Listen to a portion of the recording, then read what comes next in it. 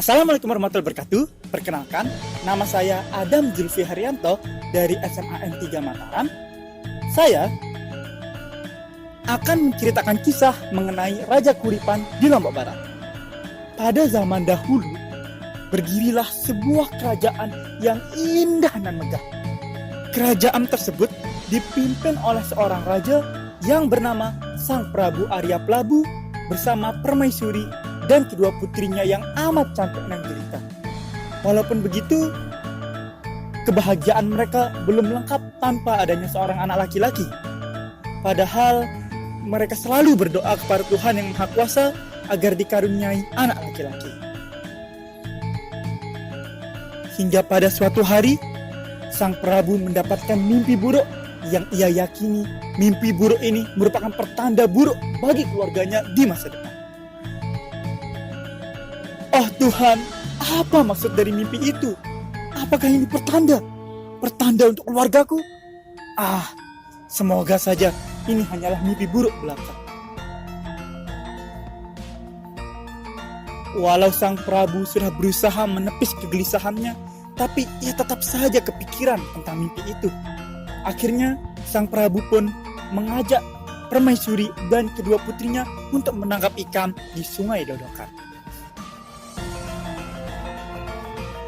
Sesampainya di muara Sungai Dodokan, tiba-tiba kedua putri Sang Prabu berteriak sambil menunjuk sebuah peti yang sedang terapung di muara sungai. Melihat hal tersebut, Sang Prabu dengan sigap membuka peti tersebut. Tak disangka-sangka, ternyata di dalam peti itu terdapat seorang bayi yang amat tampan dan menggemaskan. Kanda, anak ini pasti bukan anak biasa. Lihat saja, ia menggemaskan, ia tampan. Adinda yakin sekali anak ini pasti bukan anak biasa. Mendengar kata permaisurinya, Sang Prabu pun memutuskan untuk memberkati anak ini sebelum diangkat menjadi putra mahkota. Pada saat ia mau diberkati, sang pendeta berbicara. Oh Baginda, ampun Baginda, hamba tidak bermaksud apa-apa, tapi hamba sarankan lebih baik Baginda tidak usah angkat anak ini. Anak ini hanya akan membawa malapetaka bagi Baginda di masa yang akan datang. Sebenarnya Sang Prabu ingin menuruti perkataan dari pendetanya, namun karena kedua putri dan permaisurinya yang begitu memaksa, akhirnya Sang Prabu pun mau tidak mau mengangkat anak itu menjadi putra mahkota dan diberi nama Kirangga. Singkat cerita, Kirangga tumbuh menjadi pemuda yang tampan, perkasa, dan sakti mandraguna. Kirangga diberi wilayah timur kerajaan Kahuripan bersama seorang istrinya yang merupakan keluarga bangsawan yang memiliki wajah yang cantik jelita. Walaupun begitu, ternyata Kirangga diam-diam menyimpan hati kepada kedua kakak tirinya, hingga ia berani pada saat malam hari masuk ke dalam kamar kedua kakak tirinya. Mendengar berita tersebut, Sang Prabu murka. Dasar anak tak tahu diri, diberi air susu malah dibalas air tuba. Sang Prabu pun mengirimkan kedua pendekar hebat untuk menangkap Kirangga. Kirangga yang mengetahui berita tersebut langsung melarikan diri menuju selatan ke pantai Tabua. Sang pendekar yang mengetahui bahwa Kirangga merupakan seseorang yang sakti mandraguna pun memutuskan untuk berembuk untuk mencari tahu cara untuk mengetahui rahasia agar Kirangga dapat dikalahkan.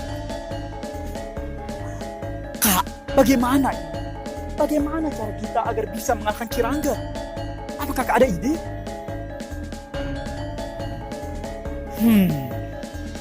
Tunggu sebentar adikku. Bukankah Kirangga itu mata keranjang? Lalu mengapa Kak? Lalu mengapa? Apa hubungannya Kirangga mata keranjang dengan cara mengalahkannya? Apakah itu ada hubungannya? Begini adikku, bagaimana kalau kita menyamar menjadi kedua wanita cantik lalu merayunya agar ia mau memberitahu rahasia dia kepada kita? Wah, ide bagus tuh Kak. Bagus. kakak ini memang cerdas sekali. Kalau begitu, ayo segera kita laksanakan rencana kita ini.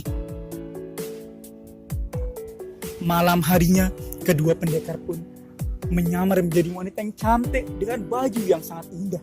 Mereka mendatangi Kirangga dan merayu Kirangga secara berganti-gantian.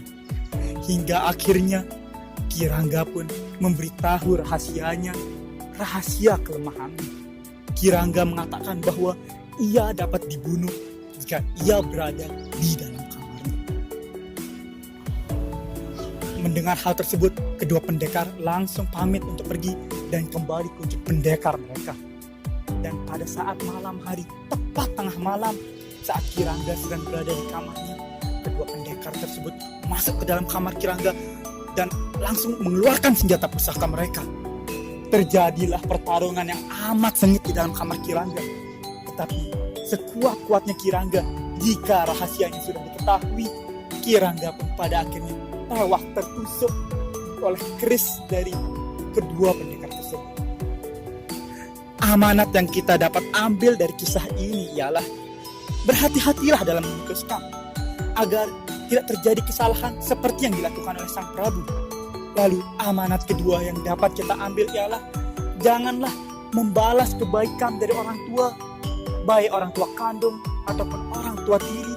Janganlah membalasnya dengan kejahatan karena akhirnya tidak mungkin baik. Sekian dari saya. Bila ada salah kata mohon dimaafkan. Assalamualaikum warahmatullahi wabarakatuh.